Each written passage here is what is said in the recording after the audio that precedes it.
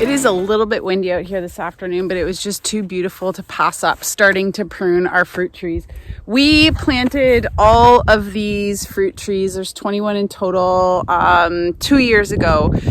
And so this year I'm finally going to start to prune some of them. Last year I made a few small cuts only on broken branches and things that really stood out as far as form was concerned. But this year I'm actually going to do some fairly significant pruning just to start working on form. And one thing I just wanted to show folks, so there's this saying in the tree world, after you plant a tree, that it takes 3 years to become established. The first year it sleeps, the second year it creeps, and the third year it leaps. And last year, look at all these chickens, they're coming because they can hear me talking. You guys think I got treats over here? This is the only time they're allowed in the garden, and they're making hay, that's for sure. They're having a good time. So this is cool. This piece here is the amount of growth that this pear tree put on last year. It's nuts. It was just a really good growing season last year. We had really good spring rain. Our trees are always mulched, but the additional benefit last year, I think actually that really paid off, was we run the chick wagon in here. So the chickens actually go along and fertilize, which I think was really helpful. So I'm just going to prune for form a little bit this year. This poor tree got rubbed by a buck last fall. So it has a little bit of damage down on the bark. So as I go around and prune these, I'm also going to remove the protective wrap from around the trunks, and that's probably the last year that we'll wrap these trees. They've really transitioned nicely and become well established, and so it's really time. Otherwise the limbs are going to start to grow so big that the pruning cuts are going to get bigger, so we have to get on top of it. And when you're pruning fruit trees, you want to prune for sun, so it's a little bit different than regular tree pruning, because you do have to pay attention to fruit production. That's what we're going for. And so if we leave all of these limbs on, it's going to create a problem as far as fruit production is concerned. So I'm probably just going to time lapse this. And I'll talk about some of the key things. So what I'm going to do is select limbs that are well spaced, that get full sun, and looking for that, pyramidal shape, so that I don't have a lot of the upper limbs shading the lower parts of the trees, or of the lower parts of the branches. Something else to consider is, of course, I just sharpened and cleaned all my tools, but just making sure you're using sharp tools, that you're making proper pruning cuts, you're cleaning between trees. So I have a bottle of 10% bleach that I spray and then wipe my tools with. Also making sure that you're wearing gloves, especially after you sharpen your tools.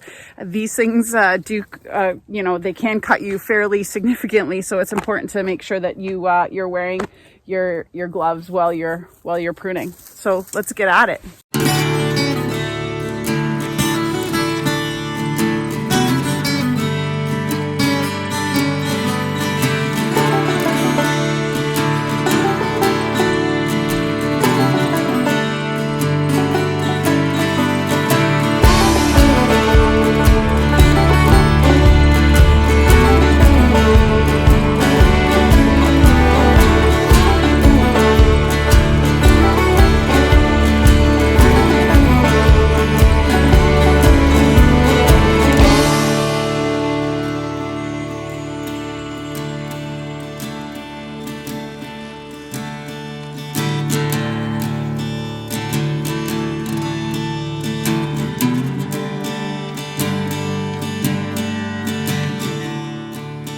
Just finishing up the rest of the pruning I didn't get done the other day. My friends are helping me, Red and Green and the ladies, but also the bluebirds are back.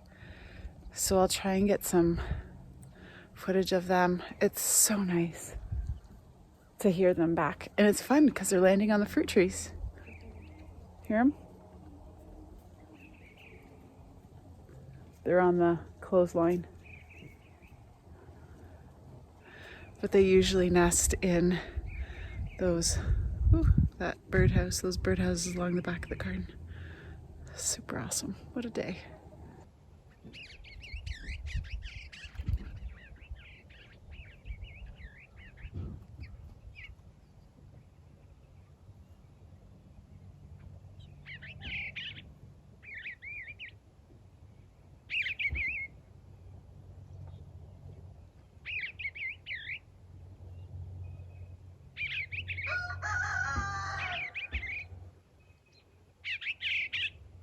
just finished pruning all the trees. Seriously. I just finished pruning all of the fruit trees, and I just wanted to point out a couple of things when you're pruning. So this is a pear tree.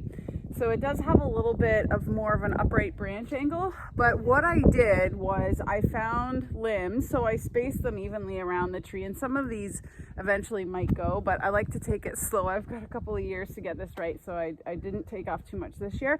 But what I did, so for example, thank you, Hugh. He likes to have his input. What I did, this limb here was growing straight up. So what I did was subordinate it or cut it back to a lateral branch, which is what this is. So eventually I want all of the branches to be laying out a little bit more flat instead of right vertical. And so that's what I've done to these limbs here and all the way around. And when you select for a pruning cut, if you're taking a limb back, you want to select to a bud that is facing out away from the tree. If you select a bud that's facing towards the tree, then what's going to happen is that limb is going to conflict with other limbs on the tree. So I went around, and this is the process I did for every one of the trees, and then I also selected for a main leader. So we'll see how it goes this year. Like I said, it is a work a work in progress. You want to take your time, make sure that you've selected for good form and that you've removed all of the dead, diseased, rubbing crossers, anything that's not going to get sunlight. Looking forward to the growing season, and we'll keep you posted. Hopefully we get a little bit of flowering on these trees this year, and I'll hopefully include some of those pictures as the summer progresses. Thanks for watching. Have a good one, and we'll see you next time.